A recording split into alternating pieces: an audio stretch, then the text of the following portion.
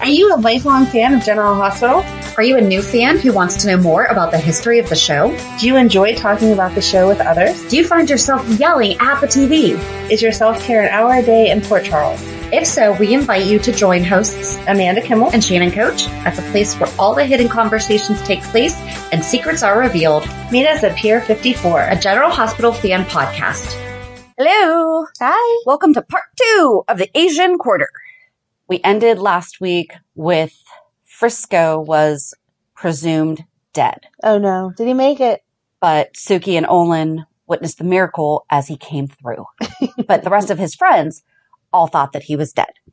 But Sean had taken the bullet for Frisco. Like he had jumped in front of it. So we can pick up with Sean the hero. Sean refuses to go to the hospital for treatment of his gunshot wound. And Frisco enlists Suki's help for the man whom he says saved his life. And everyone's like, no, that man's been trying to kill you. Why do you want to save his life? He sends Suki to General Hospital's ER, where he finds Yank fixing some broken ribs. Buzz won't release Yank right away due to the volume of injured patients pouring in. Oh, last week it was mentioned that Tony was on the medical van, and he wasn't. It was Buzz Stryker was on the medical van, not Tony. Okay. Buzz Stryker and Yank were the ones doing the medical van because Anna then forms a relationship with Buzz and the medical van becomes a thing. So sorry about that. Misspoke last week. Was not Tony. It was Buzz. And he was a lot more prevalent than I thought he was. We had talked about him briefly with I think it was actually when we were talking about Anna. Mm-hmm. I didn't even know who he was. No. He was kind of a big deal, I guess. Anyway, Buzz won't release Yank right away due to the volume of injured patients pouring in, but when he does catch Yank sneaking clamps, sutures, and a scalpel into a black bag against hospital rules, Buzz only agrees to look the other way this time if Yank tells him later where and why he is taking the medical instruments. I like how he says this time. Like, has this happened before? Right. I need a reason this time to look away. After Yank extracts Donnelly's bullet, Sean is still in need of a blood transfusion. And I feel like that's not something you can just go, hey, can I have some blood? I mean, Britt's done it before without. Yeah, that's true.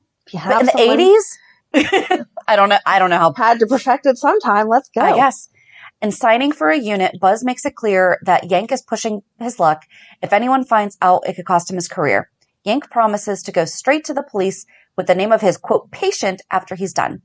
Sacrificing a career in medicine may be a lot, but it still comes in second to what Frisco believes he and now Sean Donnelly could do for the people of the Asian Quarter. Once Donnelly tells him he deliberately took the bullet meant to kill him, Frisco starts a crusade to convince all of Donnelly's detractors that the slime bag has turned into a gem. See?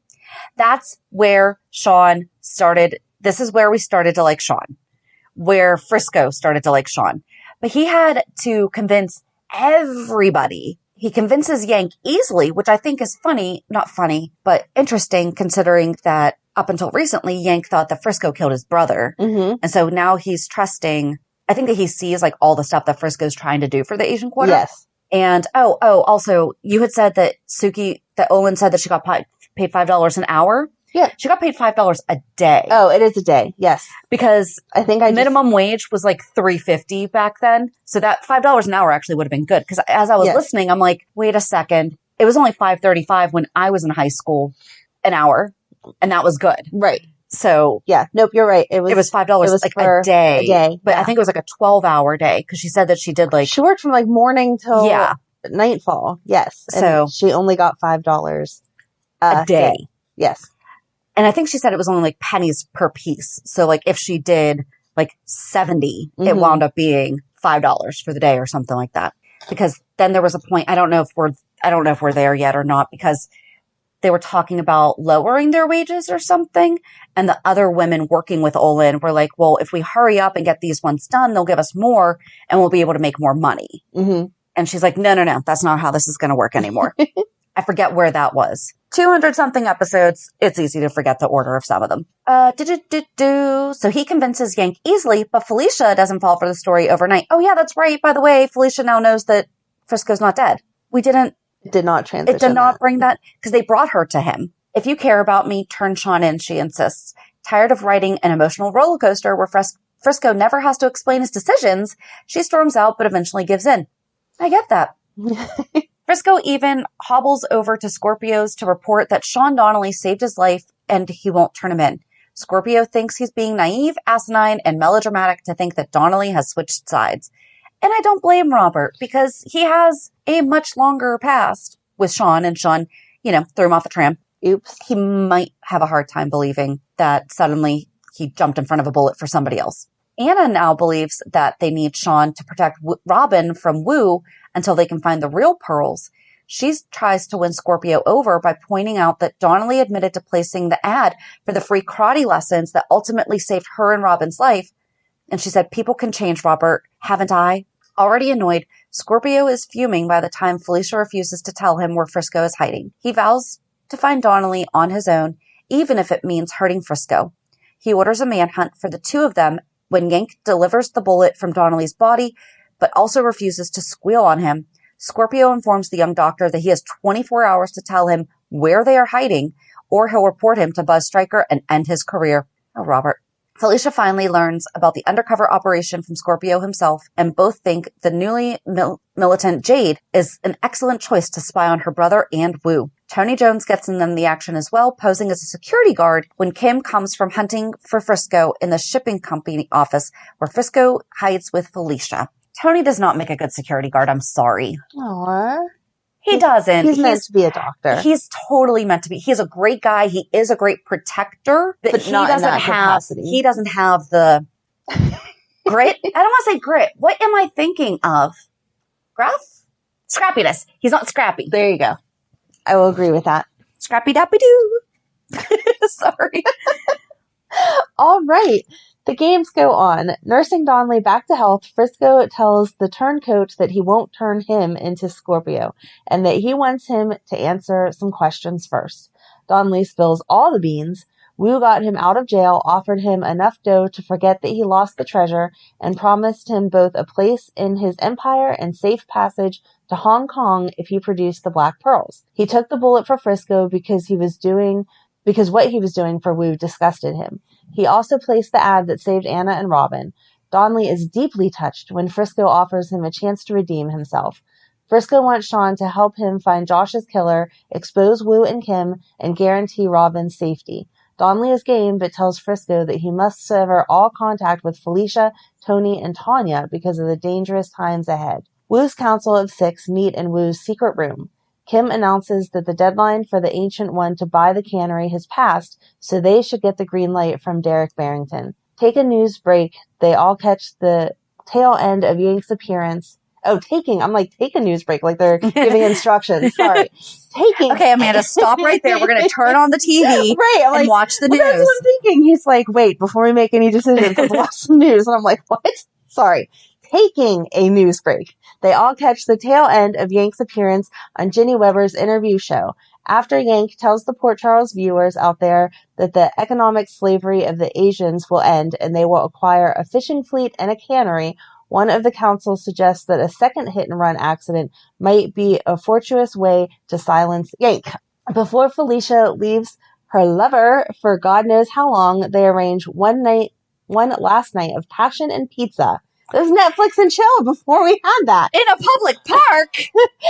Whoa! Well, she has a thing for parks because she and Matt got arrested. Right. She didn't need manlanders. Woo! Felicia brings the blanket. Frisco proposes, but of course the wedding will have to wait until he saves the world. Felicia understands. Felicia understands and later swears Tony and Tanya to secrecy now that they know the nature and status of Frisco's underground operation. So Ginny Weber is also Ginny Blake, and she's an interesting character.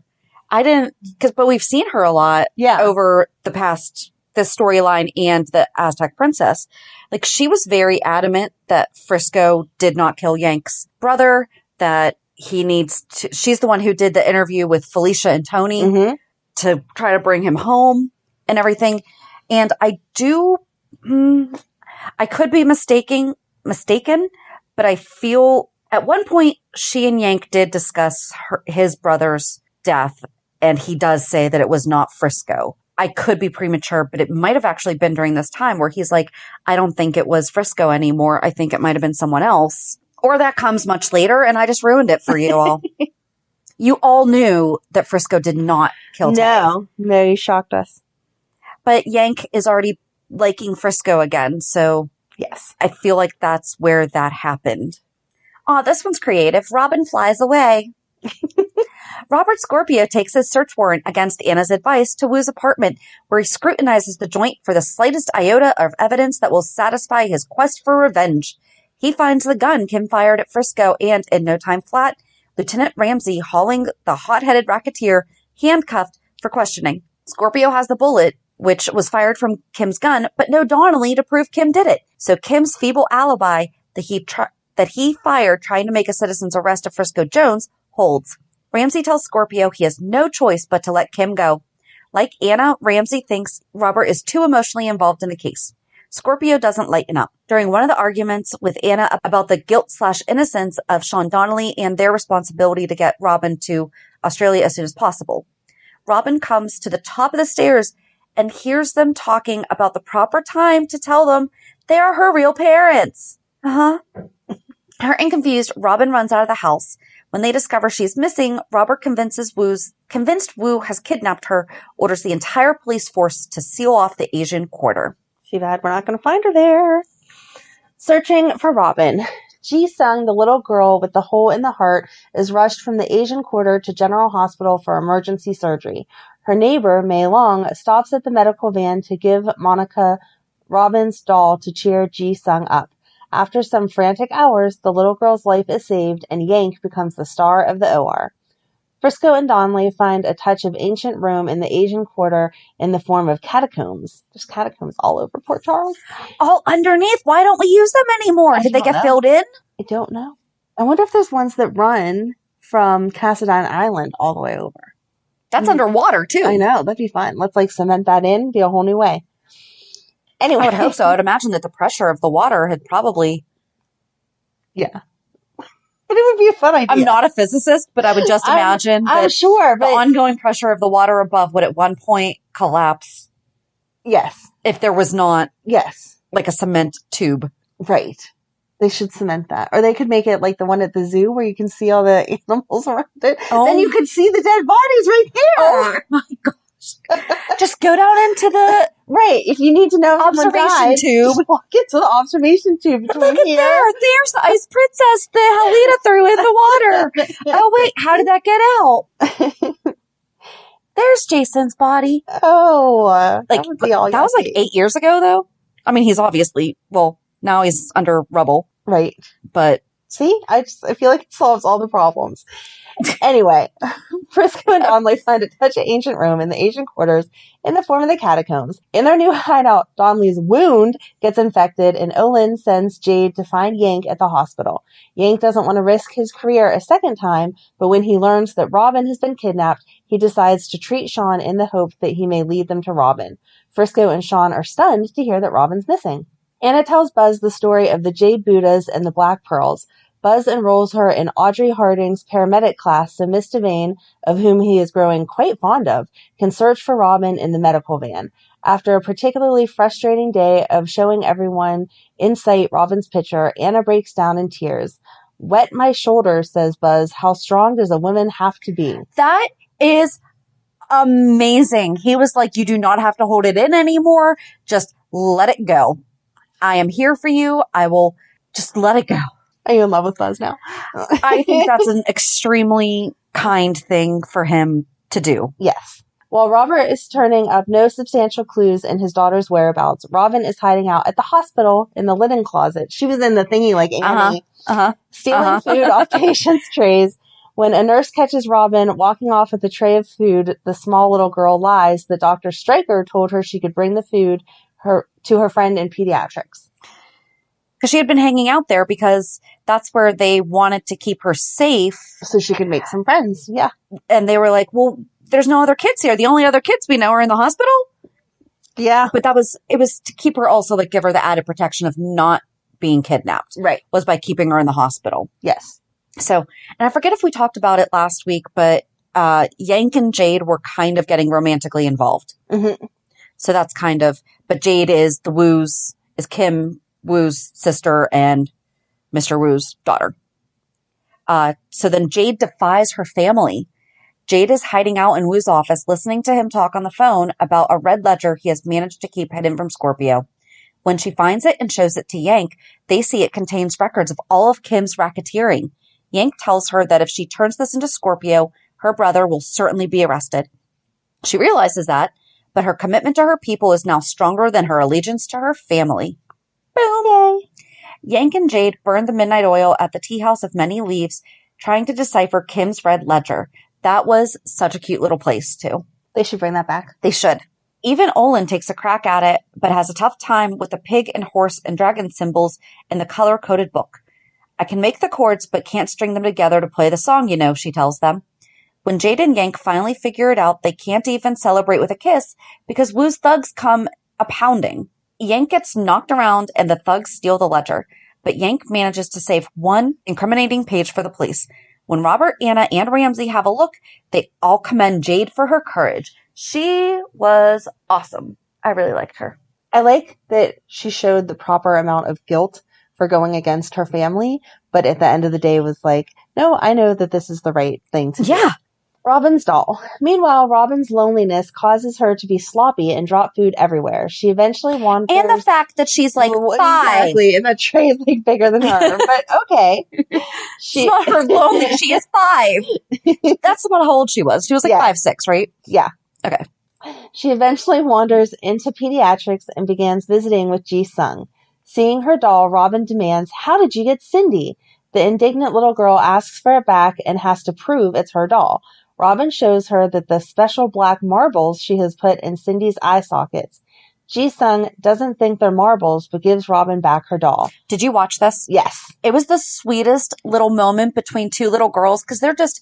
Robin would talk to her doll, and she was telling Ji-sung about how I used to have a doll, and we would share secrets and everything. And Ji-sung has the doll, like, tucked under her comforter because or her she's not blanket. Supposed to have it. So right. Ji-sung got it from her friend, yes, whose mom got it whenever she stole it. Yep. Delivering Holly. We said that Holly sent Holly to Robert all the time. So she pretended to be the delivery person and stole the doll. So when she took it home, she gave it to her daughter, but said it is not to leave the house because she didn't want anyone to see it. But, you know, kids don't listen. She lent it to her friend. She wanted to show her friend her new doll. And she wanted to lend it to her to make her feel better when she was at the doctor or at the hospital. So she knew to keep it hidden under the blankets because it wasn't supposed to be out and about. Yep.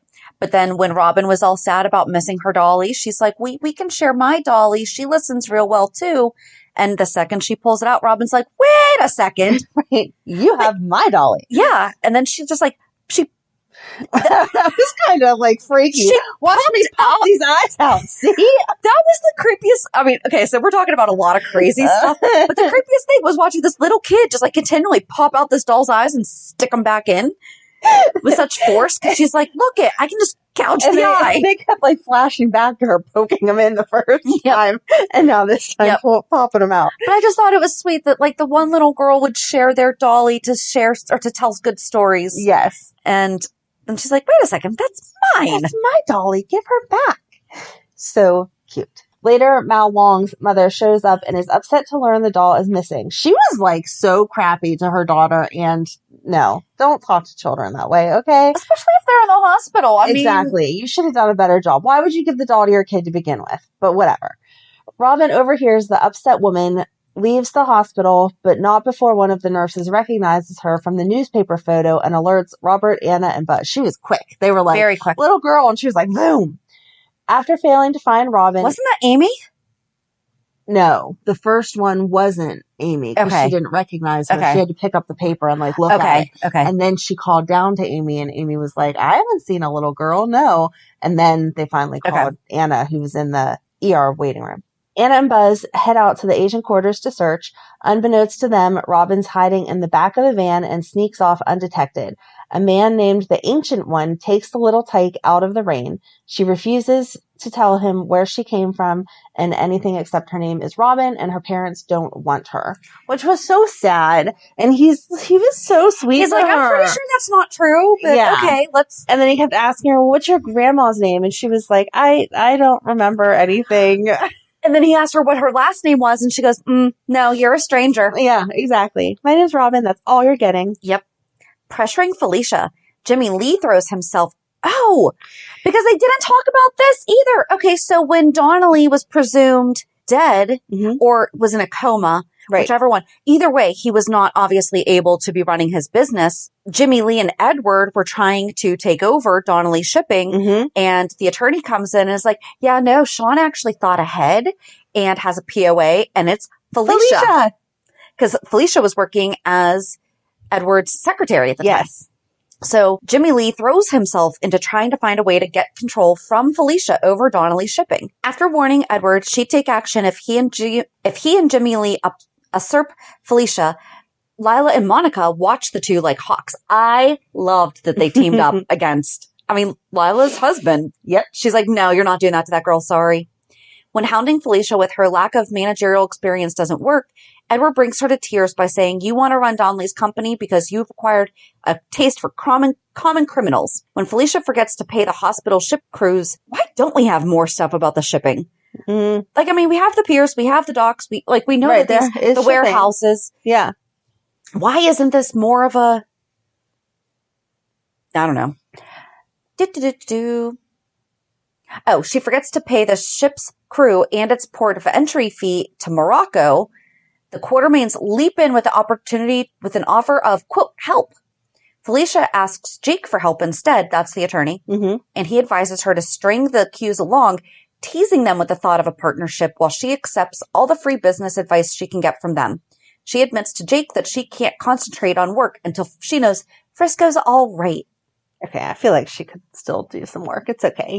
He's not out there dead, but okay. Kim on the loose. The Council of Six informs Wu that his firecracker grandson is such a bother that if there is the slightest chance that any of the charges being leveled against him might result in a trial, Kim will be rubbed out before he can set foot in the courtroom. Wu appoints his second ally, Diem, the honorary mayor of the Asian Quarter, to protect Kim. Diem takes his role too seriously when he makes a surprise appearance at Kim's lineup. All the Asian merchants about to identify Kim as the man who takes their money clam up when Diem is present, a strange silence which arouses Scorpio's suspicion. Wu then orders Kim to execute Diem for blowing his cover. Kim sloppily dumps Diem's body into the catacombs where Scorpio later finds it. Again, more fun if it was a water tube they could walk down and see it. Meanwhile, Frisco and Sean, who are hiding out in the catacombs, drill a hole under Wu's office and eavesdrop and hear that a shipment from Hong Kong is coming that will make Wu and his men very rich. And Kim killed him by cyanide. Yes. So this is twice now that Kim has killed someone with cyanide. And let's just remember, because I just personally love the fact that it was George Takei. I'm sorry. I like when famous people make random... It's just cute to know that everyone loves General Hospital. Yes. And so they needed to have their time on it. Exactly. The pearls resurface. Robert, Anna, and Buzz are having no luck finding Robin.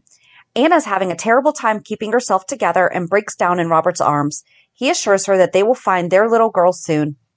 Mrs. Leung reports back to Wu that the black pearls are hidden in Robin's doll, and he immediately sends his men to search the Asian Quarter. Kim gets a tip that Robin and the Ancient One have been spotted.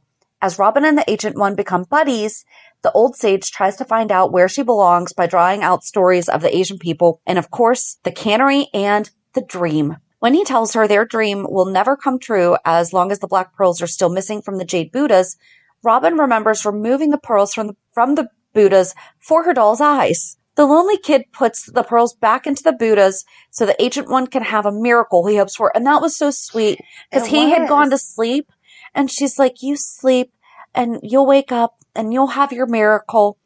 Or he didn't go to sleep. He left her to go to sleep. Yes. And there was the other bed. And so she went and took the 2 Jade Buddhas off the bookshelf. Yes. And took the it was like eyes out of the doll. These little baby pots. Yeah. That she dropped and she took off the little lid and put one pearl in and put the lid back on and then did the other one and then put her doll in between the 2 Buddhas. And then she went to sleep. Alone, Robin mournfully thinks of her parents. You should have told me you were my mother, love, the little girl says to herself. You really should have. Kim breaks into their hideout and steals the doll and the Buddhas, but doesn't get far when the green shirts descend upon him. During the scuffle, the old man and Robin sneak into the curio shop and retrieve their treasure. So this was actually a really good scene because it showed Kim was trying to leave, and then Robin woke up and they were like, no, you're not going anywhere. Well, then he escapes, but then the green shirts chase after him, and he finds like a little stand, and he's like, here, hold these. And then he keeps running, thinking that no one's going to see them. Right. Sitting right there. Plain in a plain open. And the Ancient One and Robin start kind of chasing after him too. And the Ancient One looks over and goes, hey, the Buddhas, and grabs them. But he doesn't know the pearls are in them No, yet. he doesn't. No, he just knows that those are his jade Buddhas. Kim then returns and brags he's got the items, but his grandfather bursts because he had called.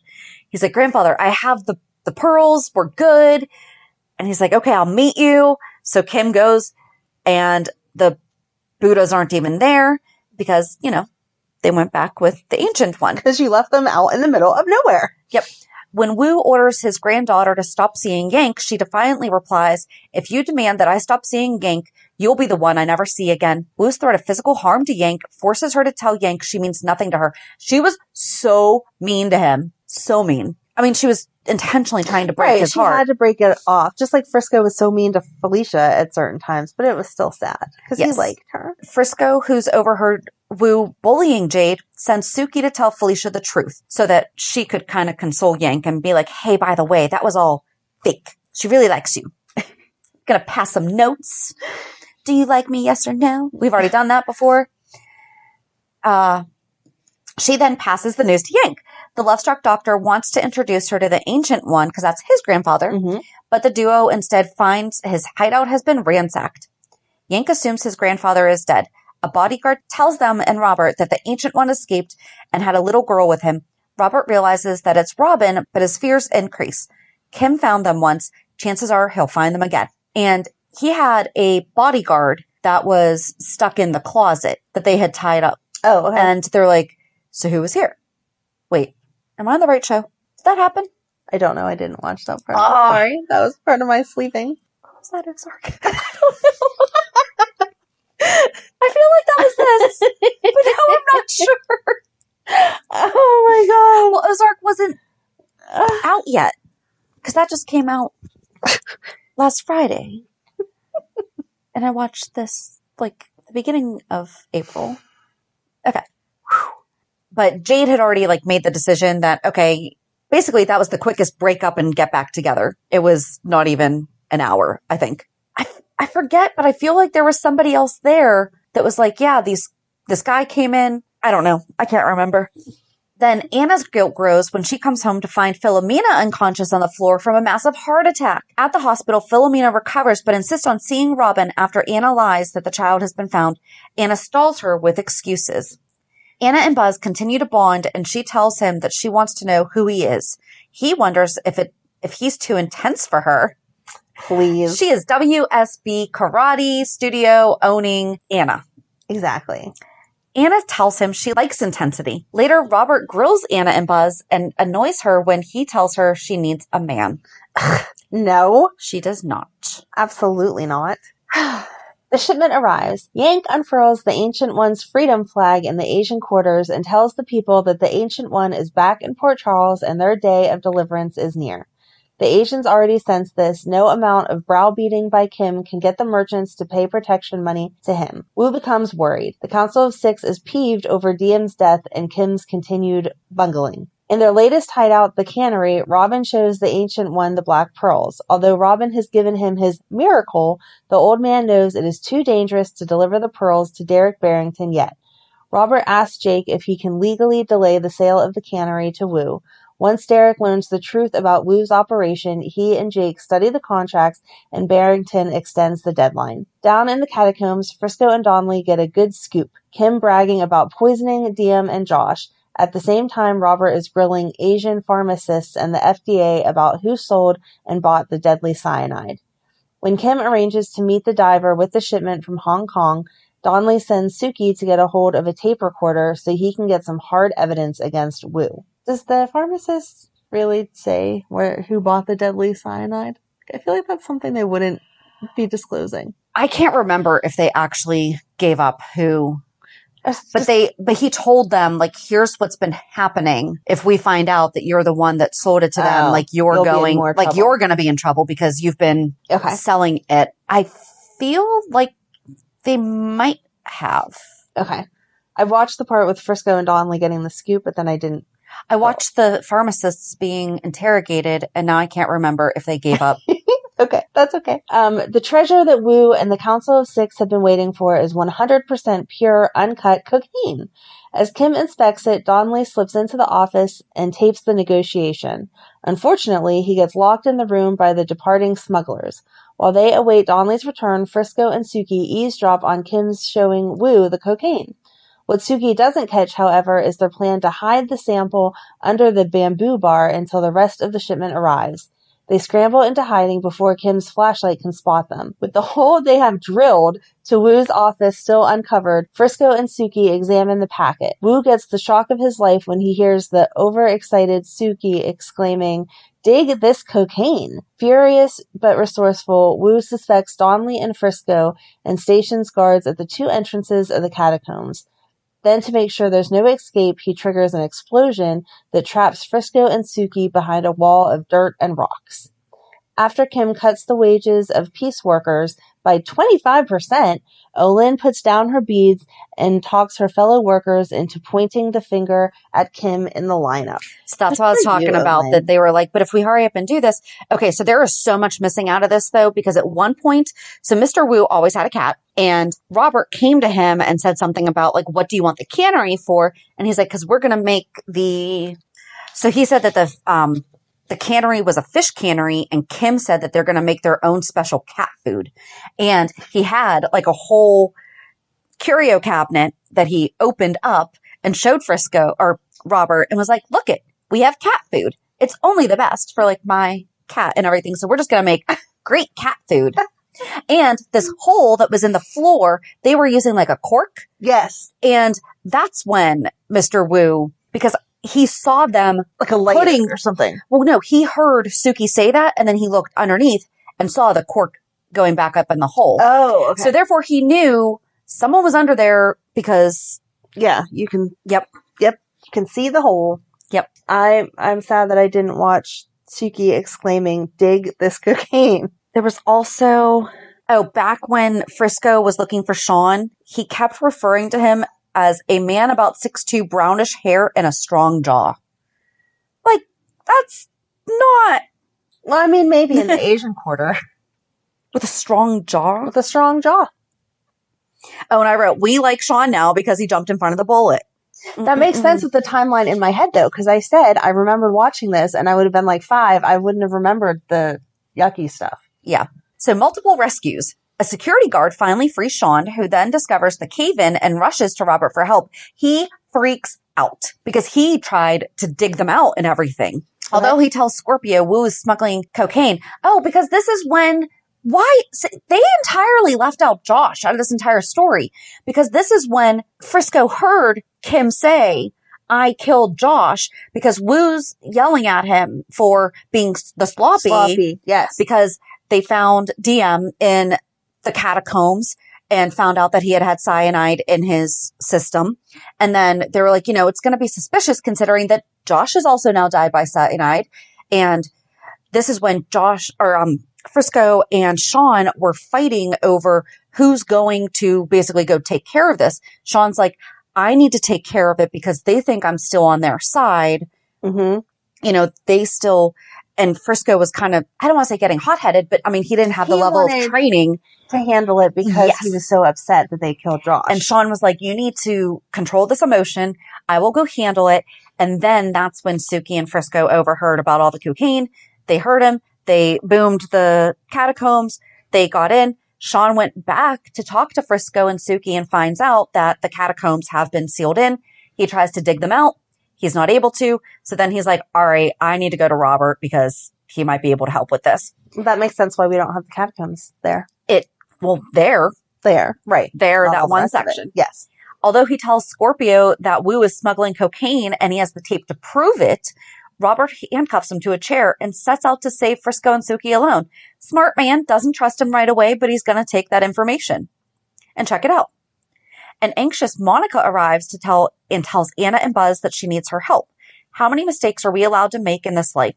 Asks crumbling Anna. She is feeling like the biggest jinx in the world right now that her sleuthing activities in the medical van have made front page of the Herald. Her devoted admirer Buzz Stryker is in big trouble with the Quartermains and the hospital board when the insurance company threatens to cancel the policy if the van is being used for unauthorized non-medical purposes. Anna, Patrick O'Connor, and Ginny Weber defend Buzz, and the skeptical insurance agent is won over.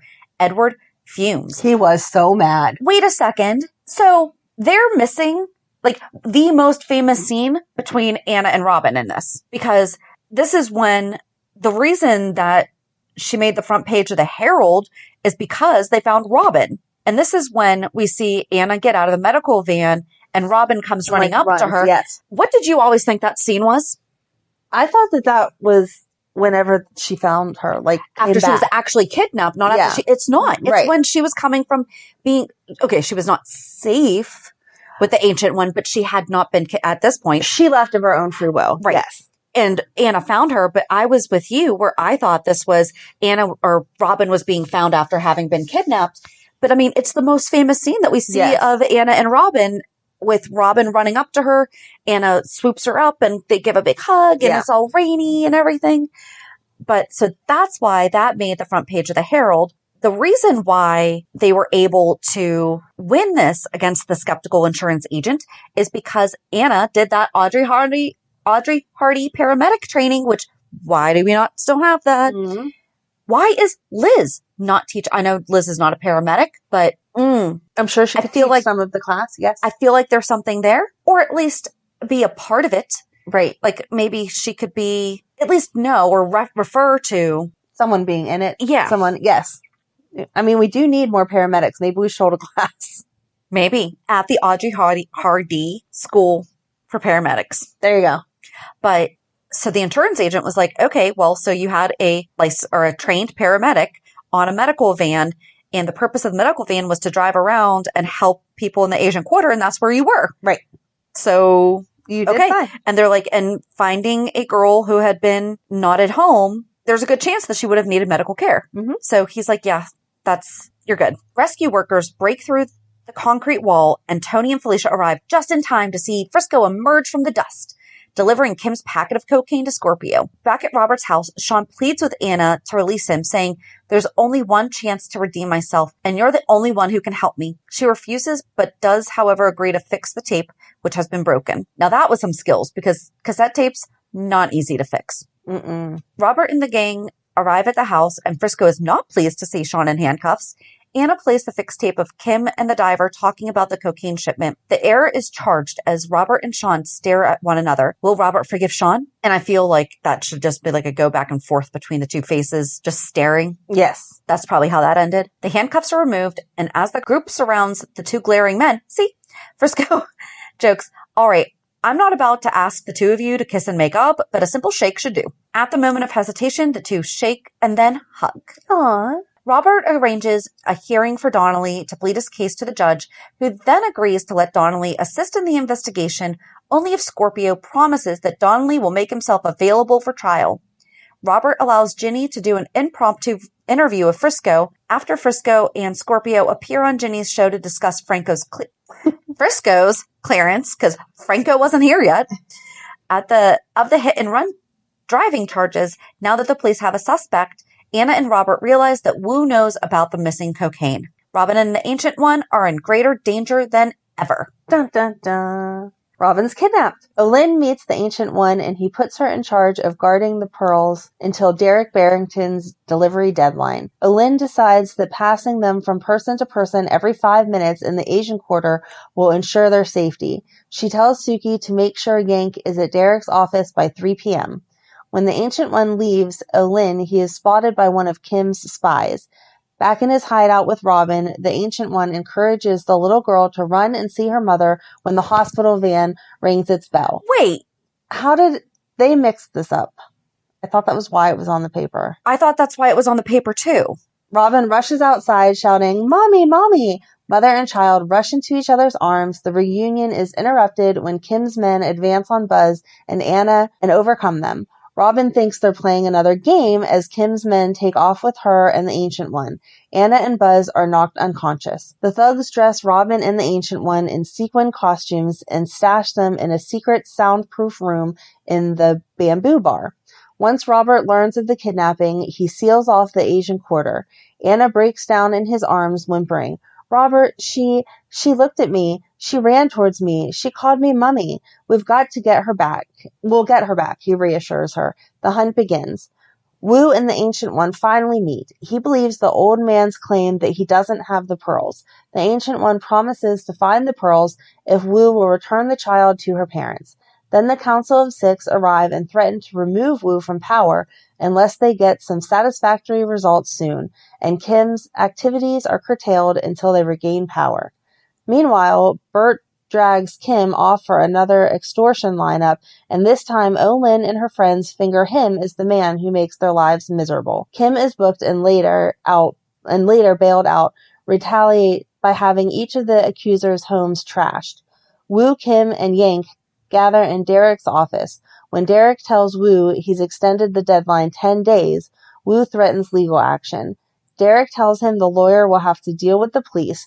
The extended deadline sticks. Yeah, because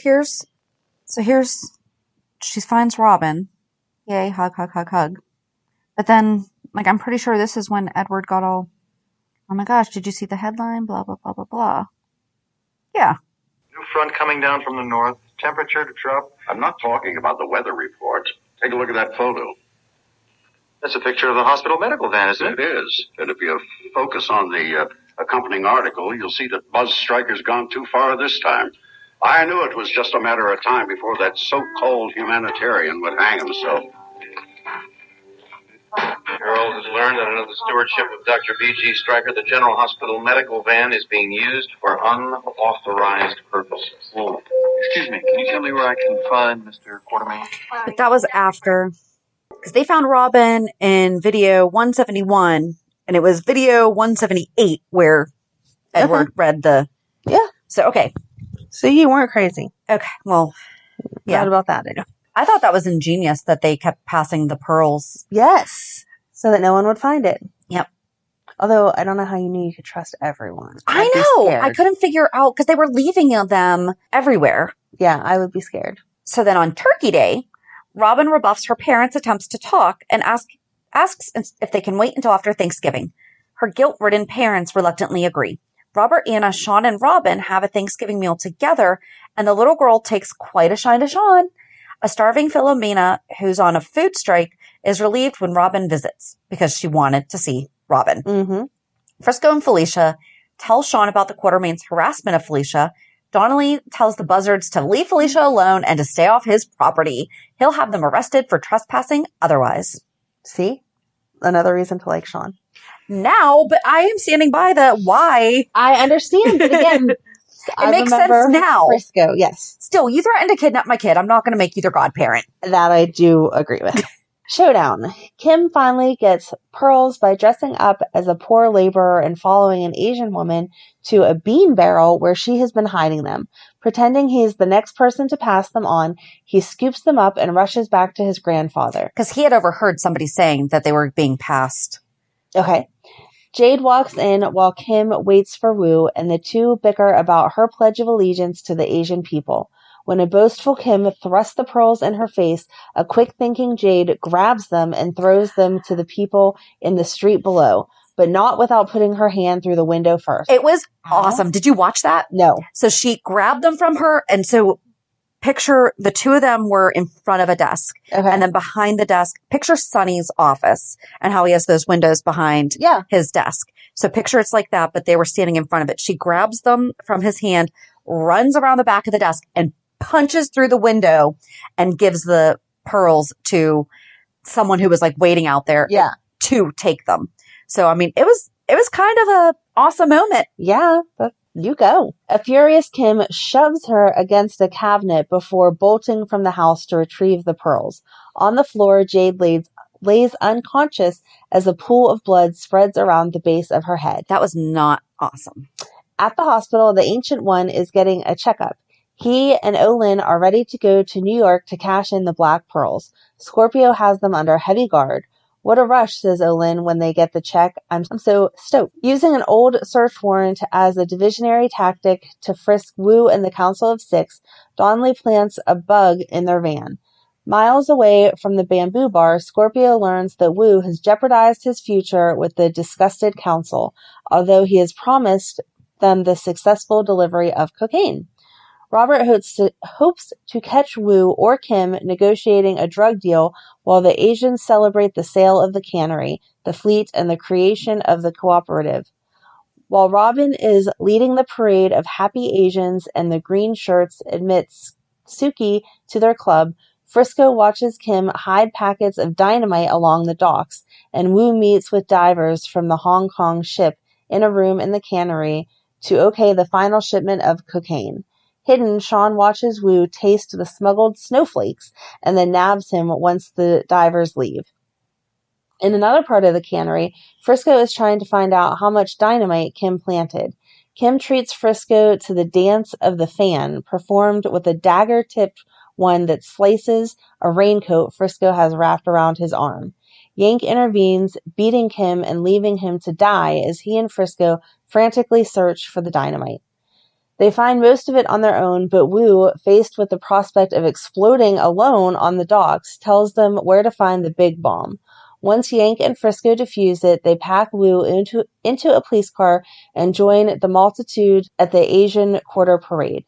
The freedom flag of the Ancient One is waving. He has added his name to the long list already, signing of the cooperative, and Robin has become an honorary member. That was cute when they were like, you get to be part of this, and she was like watching the flag and all of that. Wrap up. By the time Jade recovering from her injuries, remember what Kim did to her. She is ready to disinherit him. When Yank finally confesses, wait, no, we need to step this back because he kept wanting to tell her. Tony was like, she physically cannot handle the stress that would put on her brain. Right. She is not in a place where that would be okay because he was like, I have to tell her I killed her brother. Mm-hmm. If she doesn't want to see me after that, that's fine. But I can't keep going in there because he did keep going to see her. And she kept asking, where is my grandfather? Yep. And they're where like, is he my just brother? Can't come. Right. We're not able to bring him in. She assumed they were in jail. Yes. Yes. And Frisco and Felicia kept seeing her. So then Yank finally gets the okay from Tony that he can tell her, and she goes blind from shock. No one seems to be able to comfort her until her grandfather pays her a visit and tells her not to mourn for Kim or herself. His lust for power was his undoing, and Jade recovers her vision. I imagine that that's like probably a real thing, like stress-induced, like shock-induced blindness. Sure. I can imagine that. That's a lot of, especially after a head trauma. Sean's inflamed bullet wound is the root of a more serious problem, an inflamed heart muscle. Luckily, he gets Monica as his doctor. The ticked-off doctor has just met Alan's girlfriend and is more receptive to Donnelly's flirting. And this is where Monica and Donnelly start, because Alan's fling knocked on the front door asking if he had found an earring or something like that, and was asking Monica. And Monica she's like, didn't punch Where's her. Al? Where's Al? Is what she kept saying. Where's Al? I was with him last night and I think I left an earring or something. And Monica like slammed the door and was like, I'm Al's wife. So she tells Donnelly about the Quartermain plot to take over his company. Donnelly enjoys a dinner date with the married doctor, but feels differently when Scorpio tells him that the judge has ruled against him and he must wait trial in jail. Donnelly clutches his chest and collapses. Monica thinks it's a heart attack, but doesn't know that Donnelly has stolen some of the digitalis pills, which, taken in an overdose, can produce symptoms of a coronary. Oh, he faked a heart. Ew, that's a dangerous game. That is a dangerous game. Oh, it can produce the symptoms, so it doesn't actually cause. Right, but still. Okay, yeah. Felicia takes Frisco shopping for an engagement ring, and he finally confesses that his real name is Andrew.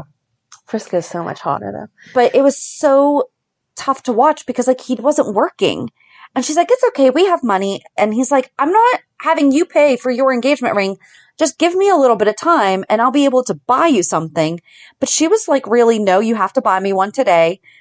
And he's like, I literally can't. I have no money. It was tough. She would not let it go. I mean, they had been through a lot. The girl just wanted a ring to show it was worth it. He had already proposed to her. She just wanted the ring to know it was worth it. Sean's latest scheme. So after running some tests, Monica tells her handsome patient, Sean, With a strong jaw, that while his heartbeat is accelerated, he did not have a heart attack when he collapsed.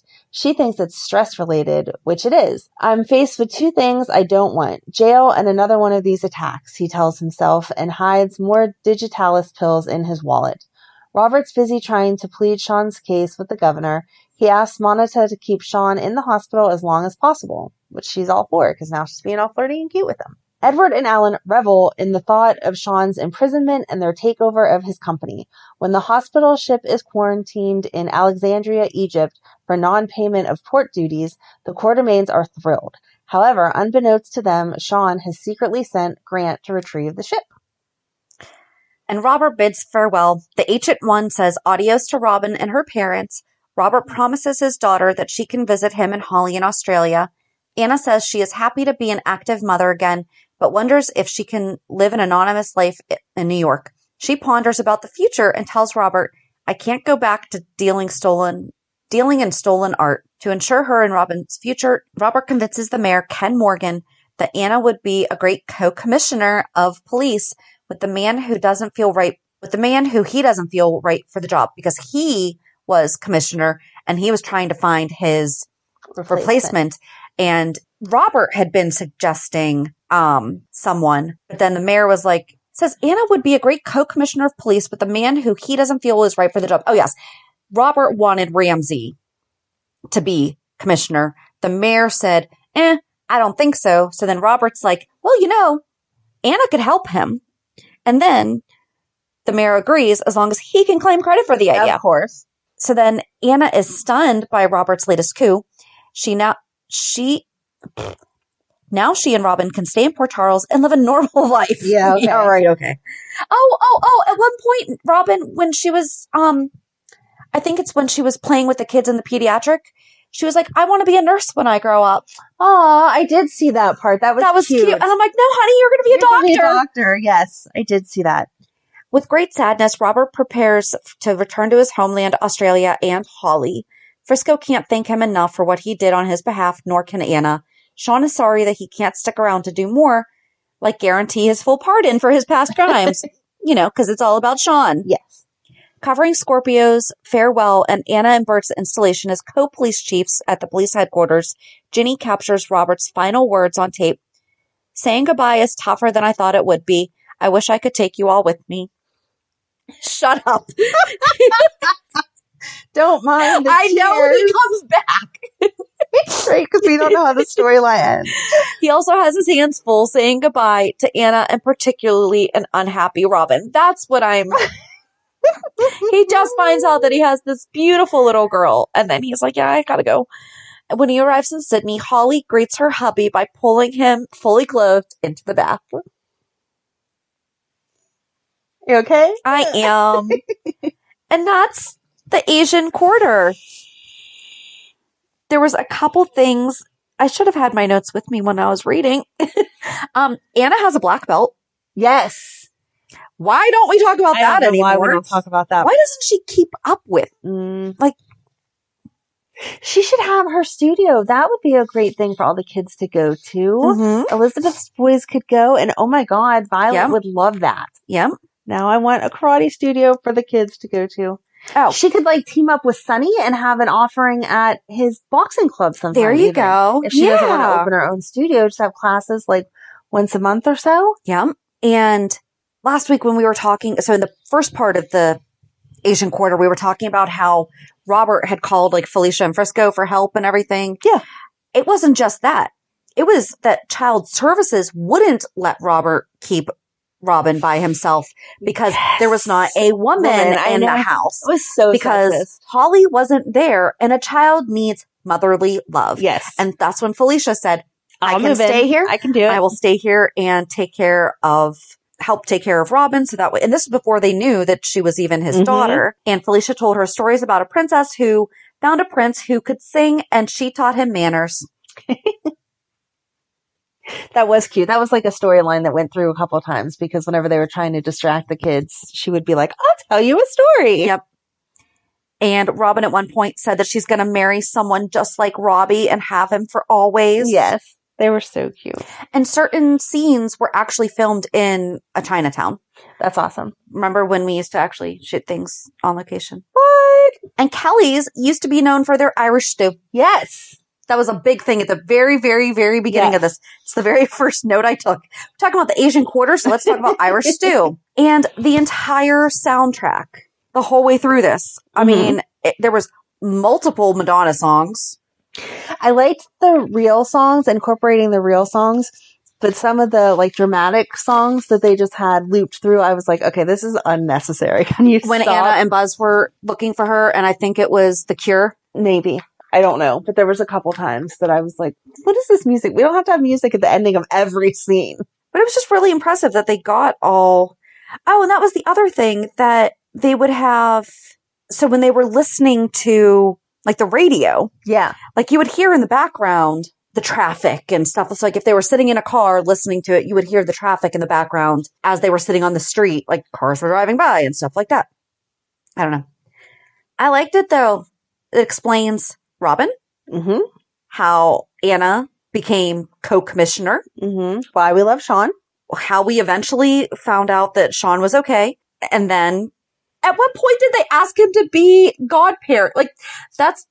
I don't know. I think there's just more. Happen? It's like we said, there's more videos after this. Yeah. I don't think that Robert was gone as long as he had planned on being gone. And so that all like came into a whole new storyline. Yeah. Of them like living their life. And then how Frisco became moved from being a rock star into now he's a policeman. Yes. So yeah. But how are they going to tie this in? So Kim Woo is Brad's dad. Okay. That is his tie to... So the real quick 411 about the Woo mob family is it's a fictional mob organization, and it's currently headed by Selena Woo. And in 1985, Sean steals the Aztec treasure, sells it to Mr. Chang Woo. You know, we just told you 2 weeks of what happened all there. And then the Woo family was gone. So it was Robert and Sean then joined the Ancient One's grandson Yank to take down Mr. Woo, who had been operating an illegal drug selling operation. Yank kills Kim, who had planned to blow up the cannery. Kim's sister Jade is devastated to find out that her lover, Yank, killed her brother and suddenly goes blind. Woo confesses, blah, blah, blah, blah, blah. So that's really kind of like the end of where we see them until, so that's 30 years that they were gone. The Woo family returns in 2015 at the Mob Summit in New York City. You know, we have all these other summits. Why not? But it was called in New York City by Sonny Corinthos. A representative of the Woo family named Ms. Woo is present. And then in May 2021, there was another meeting of the five families arranged. Cyrus Renault attended, and everyone there, including Selena, refers to him as Mr. Renault. The meeting is about to begin until Carly Corinthos arrives. That's when she took over the meeting. Brad's background is that, so on January 24th, 2014, it is revealed that Brad is the son of Kim Woo and great-grandson of Mr. Woo, and they are both dead.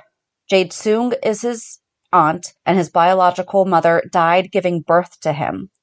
Brad was actually adopted and was forced to go searching for his biological roots on his own. The producers kept the secret up until the on-screen reveal, and then the Woo family returned. So he came back before the Woo family came back. And then on November 8th, 2021, Brad is revealed to be her nephew. Now we know that he is being asked to work for her? Is that what you're going to say? Yeah. I don't think it's asked. Heavily suggested that it's in his best interest to work in the family business somehow. Yes. But as we know, the math does not add up because although we don't know, was his mom pregnant and then Kim died, and then that's why he was given up for adoption. That so could he be. didn't even know that he didn't know he was going to be a dad. She was like, shoot, I just found out that I was pregnant. And then maybe he was just told that she died during childbirth and then given up for adoption. Maybe. I don't know. I don't know either. All right. Don't open up a whole new can of worms. We'll figure it out. I'm not. This was the Asian Quarter. Yes. And hopefully we see more of the Wu family and see where this goes. Perfect. Whew. We hope that you have really enjoyed the recap of the 80s. Yeah. Storylines. And I really don't think we even covered a lot of them. This was basically the Anna, Robert, Frisco, Felicia, Sean 80s. Mm-hmm. No, first 5 years of the 80s. Right. So yeah, join us on Monday as we recap this week's shows, which hopefully include some more Selena Wu. Yes. I love her. I do too. So have a good weekend. And we'll meet you at the pier. Bye. Bye. If you enjoyed today's show, we invite you to go to peer54podcast.com to subscribe on your favorite platform. Don't forget to leave us a review. And you can also follow us on many social media channels. Just search for Peer54 Podcast. Also, we are not perfect, so if there is something that we missed or messed up, just let us know by emailing us at peer54podcast@gmail.com.